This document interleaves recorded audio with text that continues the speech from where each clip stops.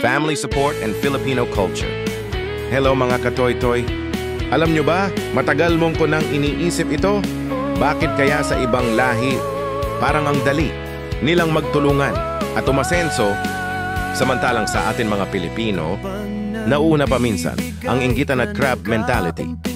Base sa personal experience ko mahigit 11 years akong nagtrabaho sa isang Chinese company.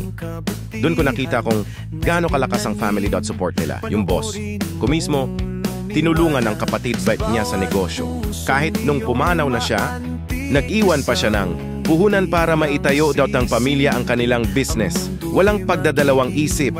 Tapos, naging driver naman ako ng isang Indian CEO for 5 years.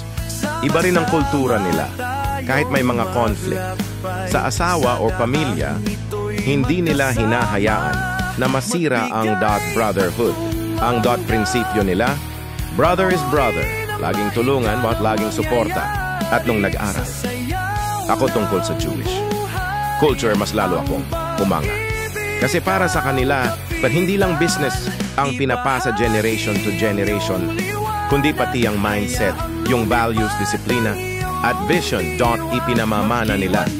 Kaya hindi lang individual ang umaangat, kundi buong pamilya at future generations. Pero pagdating sa atin, minsan iba ang nangyayari. Kakasimula pa naugot lang ng plano, may selosan na, may inggitan na. Para bang imbes na magtulungan, nagiging kompetisyon agad. Masakit man pero totoo.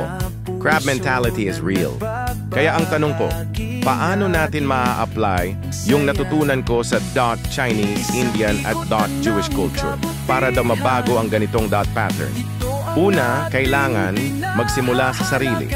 Lead by example. Kahit maliit na kita, i-share mo. Ipakita na pag umangat ka, aangat din sila. Pangalawa, magsimula sa maliit. Huwag agad malaking negosyo. Maliit na project muna para masanay sa teamwork. At siguraduhin na malinaw ang roles. Sino ang hahawak ng pera? Sino ang mag-o-operate? Sino ang magpo-promote? Kapag malinaw, iwas inggitan.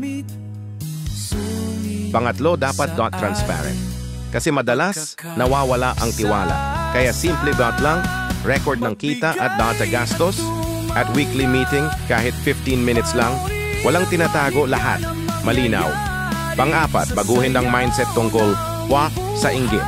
Imbes na kompetisyon, gawing inspirasyon. Celebrate small wins para lahat ramdam na kasama sila sa success. At panghuli, dapat long-term thinking. Tulad ng mga Jewish, isipin na ang negosyo ay hindi lang para ngayon, kundi para sa next generation din. Kung may ayaw sumali, huwag pilitin.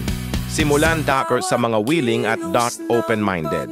Pag nakita ng iba na gumagana at may resulta, sila mismo ang hihingi ng chance na makisama. Bottom line, natutunan ako na success is not just individual, it's collective. Kung kaya ng Chinese, Indian at Jewish na itaas ang pamilya nila sa pamamagitan ng pagtutulungan, kaya rin nating mga Pilipino. Pero kailangan may magsimula.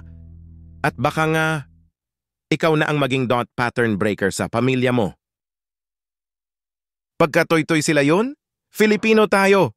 Walang ganon.